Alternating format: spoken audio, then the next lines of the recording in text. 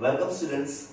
So on previous topic we were talking about the nitric acid and we stopped at the chemical reaction of the nitric acid. Today we are going to talk about the chemical reaction of nitric acid, and this I am going to teach you is very crucial and very important. And respected sirs, you can also see this because what I am going to teach you, that is a very drastic idea about the chemical reaction of the all kind of elements. Okay, because we used to give the write the reaction 5 times 6 times and let students allowed to learn about it. Okay, but today we are going to change this entire scenario, and in this video I will promise you, I am promising you that everything will be very easy, chemical reaction will be very easy for you. So dear students and respected sir, please see this and get drastic ideas about the chemical reaction. Okay, first of all, we have to understand when chemical reactions are going on, at that time main 3 kinds of reactions are occurring: addition, elimination, addition reaction, elimination reaction, and substitution reaction. These 3 reactions are main reaction. Out of this addition, elimination and substitution, if these 3 all are occurring together, then these might be, we can say, redox reaction. તો dear students, એક આ વાત સાંભળો. આ video હું બંને ભાષામાં બનાવીશ, ગુજરાતી અને ઇંગ્લિશમાં, કારણ કે આ જે પાઠ છે એ બહુ જ મહત્વનો પાઠ છે. દરેક શિક્ષકને પણ આમાં મજા આવશે અને વિદ્યાર્થીઓને કેવી રીતે સમજાવવાનું એ સમજ પડશે, એટલે આવો પ્લાન કરીને આ વિડિયો બનાવું છું. આપણા પાસે મુખ્ય 3 પ્રકારના રાસાયણિક પ્રક્રિયાઓ હોય છે. એકની અંદર આપણે વિલોપન કરીએ છીએ, એકની અંદર આપણે સંયોજન કરીએ છીએ અને વિસ્થાપન કરીએ છીએ. પરંતુ રેડોક્સ એવી પ્રક્રિયાઓ છે જેની અંદર આ ત્રણે ત્રણ થઈ શકે છે. તમે હાઇડ્રોજન ઉમેરી પણ શકો છો, ઓક્સિજનને બહાર પણ કાઢી શકો છો, હાઇડ્રોજનને ઉમેરીને ઓક્સિજનને બહાર પણ કાઢી શકો છો, એટલે વિસ્થાપન પણ કરી શકો છો. તો આમ આપણા પાસે જે ત્રણે ત્રણ પ્રક્રિયાઓ ધરાવતી કોઈ વાત હોય તો એ વાત છે રેડોક્સ પ્રક્રિયાઓ. તો અહીં આપણે રેડોક્સ પ્રક્રિયાઓનો ઉપયોગ કરીને નાઇટ્રિક એસિડના એક્ઝામ્પલથી આપણે નાઇટ્રિક એસિડની રાસાયણિક પ્રક્રિયાઓ જોઈશું, કારણ કે નાઇટ્રિક એસિડનું એક્ઝામ્પલ ખૂબ જ સરળ અને મજાનું છે. તો ચાલો તૈયાર થઈ જાઓ હવે આ વસ્તુને સમજવા. Okay, nitric acid. So nitric acid is nothing but the HNO3. Okay, this nitric acid can be converted into 4 things. Why this 4 thing only? That will be also the discussion method. Nitric acid ને આપણે બીજા 4 ભાગમાં વિભાજિત કરી શકીએ છીએ. કેમ આ 4 ભાગમાં? તો હવે આપણા પાસે જ્ઞાન છે. We know this કે oxidation number of hydrogen is +1 and oxidation number of oxygen is -2, -2 અને +1 એ અનુક્રમે ઓક્સિજન અને હાઇડ્રોજનના ઓક્સિડેશન આર્મ છે. 3 2 6 એટલે અહીંયા ટોટલ થયા -6, અહીંયા ટોટલ થયા +1, તો વચ્ચે રહી ગયા +5. કારણ કે ટોટલ આન્સર કેટલો થવો જોઈએ? 0. ઉપર કશું નથી, that's means total answer will be 0. તો સાથે થઈ ગયા છે +5. ઓકે, હવે અહીં ઓક્સિડેશન નો આપણે વાત કરીએ તો હવે આપણે જાણીએ છીએ કે નાઇટ્રોજનની કુલ ઓક્સિડેશન જે અવસ્થાઓ છે એ -3, -2, -1, 0, 1, 2, 3, 4, 5 આટલી બધી ઓક્સિડેશન અવસ્થાઓ છે કોની? નાઇટ્રોજન. હવે નાઇટ્રોજન પોતે ઓક્સિડેશન કરતા પદાર્થ છે, એટલે પોતાનું હંમેશા શું કરે છે? રિડક્શન કરે છે. અને રિડક્શન દરમિયાન એ 5 થી 4, 5 થી 3, 5 થી 2, 5 થી 1, 0, -1, -2, -3 સુધીના ઓક્સિડેશન આંક પ્રાપ્ત કરી શકે છે. પરંતુ આપણે ભણ્યા છે નાઇટ્રોજનનો ઓક્સાઇડમાં, તો નાઇટ્રોજનનો ઓક્સાઇડમાં એને +1, +2, +3 અને +4 સુધીના જ ઓક્સિડેશન આંક પ્રાપ્ત કર્યા છે, જે અનુક્રમે +1 માટે N2O હતું, +2 માટે NO હતું, +3 માટે N2O3 હતું અને +4 માટે NO2 હતું. આ આપણું બેઝિક જ્ઞાન છે. આપણા પાસે આ પાયાની વિભાવના છે. Okay, so that is our important talk that nitric acid can convert itself into N2O, their oxidation +1. So total difference if we go 5 to 1, તો અહીંયા total difference કેટલાનો આવે છે 4 નો. Then 5 to 2, તો total difference આવે છે 3 નો. 5 to 3, તો total difference આવે છે આપણા પાસે 2 નો. અને 5 to 4, તો total difference આવે છે 1 નો. Okay, so this is basic idea about the what redox of the nitric acid. Nitric acid going to reduce itself and oxidize other cell, and that's why nitric acid is used as an oxidizing agent. अगर આપણે nitric acid ની વાત કરીએ તો nitric acid પોતાનું reduction કરી રહ્યો છે. જો ઓક્સિડેશન આંક ઓછા થઈ રહ્યા છે તો પોતાનું રિડક્શન કરી રહ્યો છે, અને પોતાનું રિડક્શન કરે છે એનો મતલબ સીધો ને સીધો થયો એ ઓક્સિડેશન કરતા પદાર્થ છે.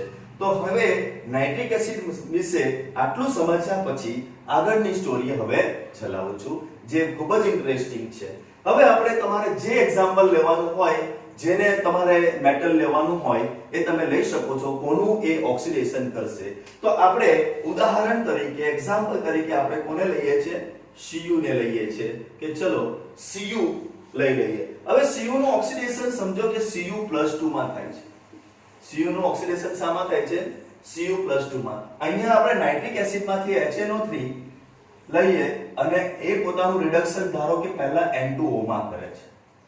ઓકે, અહીંયા શૂન્ય oxidation આંકથી 2. From here 0 oxidation number to 2 oxidation number, and here +5 oxidation number to +1 oxidation. Okay, total electron transfer taken are 2. અહીંયા ઇલેક્ટ્રોન ની આપણે કેટલી થઈ છે? 2 ની, અને અહીંયા ઇલેક્ટ્રોન ની આપણે થઈ છે 4. તો પહેલો સ્ટેપ આ છે. ઓકે, ચલો હવે આમાં સંયોજન શું બનશે? તો બધાએ સંયોજન ખબર જ છે કે નાઇટ્રિક એસિડ નું સંયોજન શું બને છે. નહીં ખબર હોય તો હું સમજાવી દઉં છું ફરીથી એકવાર કે નાઇટ્રિક એસિડ સાથે પ્રક્રિયા કરશે તો એક સંયોજન ફરજિયાત આ બનવાનું જ છે. એનું કારણ છે કે કારણ નાઇટ્રિક એસિડ એ એસિડ છે, અને જ્યારે પાણી સાથે પ્રક્રિયા કરે છે તો પાણી સાથે પ્રક્રિયા કરવાથી એ હાઇડ્રોનિયમ આયન અને NO3 માઈનસ આપે છે. So nitric acid is one kind of acid, and when it reacts with the water then it gives hydronium ion and nitrate. So this nitrate is there always because it is acid. So when this is react with the Cu, now this is -1 and Cu+2, so electron transfer can take place and we will have CuNO3 twice as a one product. આપણા પાસે CuNO3 twice એક નિપજ મળવું ખૂબ જ આસાન છે, કારણ કે નાઇટ્રિક એસિડ માંથી હંમેશા NO3 માઈનસ તો છૂટો પડવાનો જ છે. હવે બીજી નિપજ તરીકે આપણે કોને લેવાની છે? N2O ને, એટલે આપણે આને કોપી કરી દઈએ છે. HNO3 that give N2O. અહીંયા +2 અને અહીંયા +4. ઓકે, ચલો અહીંયા કેટલા ઇલેક્ટ્રોન ટ્રાન્સફર થયા છે? 2. અને અહીંયા કેટલા થયા છે? 4. કેટલા અહીંયા ઘટે છે? 2 ઘટે છે, એટલે આને 2 વડે ગુણી નાખીએ તો 2 વડે ગુણતા અહીંયા પણ હવે કેટલા ઇલેક્ટ્રોન થઈ જશે? 4 ઇલેક્ટ્રોન નું હેરાફેરી થઈ જશે. હવે બંને બાજુ 4 ઇલેક્ટ્રોન થઈ ગયા છે. અહીંયા કોપર 2 વખત છે, કોપર 2 વખત છે, નો પ્રોબ્લેમ. નાઇટ્રોજન અહીંયા કેટલી વખત છે? 2 દુને 4, 4 વખત નાઇટ્રોજન છે. પરંતુ અહીંયા આપણા પાસે નાઇટ્રોજન જમણી બાજુ કેટલી વાર છે? 2 જ વાર છે, એટલે એ એક નોટ કરવાનું છે. બીજું એક આપણે ભૂલી ગયા કે અહીંયા નાઇટ્રોજન 2 વાર છે અને અહીંયા 1 વાર છે. તો મારે અહીંયા 2 વાર નાઇટ્રોજન લાવવા માટે અહીંયા 2 વડે ગુણવાનું, એટલે ઓટોમેટિક અહીંયા 8 ઇલેક્ટ્રોન થઈ જશે. અહીંયા 8 ઇલેક્ટ્રોન થતા મારે ફરીવાર આને 2 વડે ગુણવાનું થશે, એટલે અહીંયા થઈ જશે 2 દુ 4 અને 2 દુ 4. સો આ સમીકરણ છે આપણા પાસે. સમજે બધા કે આ N2 2 વાર હોવાથી અહીંયા નાઇટ્રોજનને 2 વાર લાવ્યા, આને 2 વાર ગુણ્યું એટલે 4 દુ ને 8 ઇલેક્ટ્રોન થઈ ગયા. And that's why we have to go like this here also. So when we are having here 2 nitrogen, I have multiplied by 2 and 2 4s are 8. So here 8 electrons, that's why these 2 electron will be multiplied by 4. So 4 and 4 और अगर 4 હતા તો એમાં 2 multiply કરી દે. So this is our basic idea. Electron સરખા થઈ ગયા છે, કોપર સરખા છે. અહીંયા ટોટલ નાઇટ્રોજન લેફ્ટ સાઈડ પર એટલે કે આ એરોના રાઈટ સાઈડ પર ટોટલ નાઇટ્રોજન 2 4 8 અને અહીંયા ટોટલ નાઇટ્રોજન છે 2 એટલે 8 + 2 ટોટલ નાઇટ્રોજન કેટલા થઈ ગયા આપણે આમ લખી દઈએ રાઈટ અને લેફ્ટ. ઓકે 4 2 8 અને અહીંયા કેટલા 2 એટલે કેટલા થઈ ગયા 10 ટોટલ નાઇટ્રોજન થયા. જ્યારે રાઈટ સાઈડ પર ટોટલ નાઇટ્રોજન તો કેટલા છે ફક્ત અને ફક્ત 2 છે. એટલે અહીંયા આપણે કેટલા લખવા પડશે 10. તો new reaction I will right like this 4Cu. અહીંયા આપણે લખવાના છે ટોટલ નાઇટ્રોજન છે 10. સો ધેટ્સ વાય 10HNO3 ડાયરેક્ટ જ લખી દેવાનું છે, કોઈ ફરક નહીં પડશે. આ આપણે લેફ્ટ સાઈડ લખી દીધું. Now we are going to right right side અને N2O. કોઈ ડાઉટ રહ્યો આમાં? તો આટલું આપણા પાસે લખાઈ ગયું છે. હવે એક જ સ્ટેપ લખવાનો છે અને આપણો આન્સર આવી ગયો. એક જ સ્ટેપ ની અંદર કેટલા? તો અહીંયા હાઇડ્રોજન કેટલી વાર છે? 10 વાર છે. અને હાઇડ્રોજન 10 વાર હોય તો આ બાજુ 5H2 એને અડધા કરીને પાણી ઉમેરી દો. Now check it, everything will be 100% automatically come. See, 4 copper 4 copper, 10 hydrogen 5 2 10 hydrogen. Nitrogen total કેટલા થઈ ગયા N10. તો અહીંયા total nitrogen 4 2 8 8 + 2 10. Okay oxygen 10 3 30. Oxygen ગણી અહીંયા 3 2 6 6 4 24 24 25 25 + 5 30. So that's all. This reaction is over. So you pause this and understand again. I am going to teach you another thing. Okay, and then after you can do by yourself. Okay, so here another example. This is I have taken first. Now we are going to take second one. Okay, in second one HNO3 okay is going to convert into the मैं मैंने left side पर लखूं कोई फर्क ना पड़े. HNO3 is going to convert into the NO, and as usual copper is going to convert into the CuNO3 twice. Okay આમાં +5 છે અને આમાં +2 છે. ટોટલ ઇલેક્ટ્રોન મેનેજ થયા છે 3. ઓકે અહીંયા 0 છે અને અહીંયા +2 છે. ટોટલ ઇલેક્ટ્રોન થયા છે 2.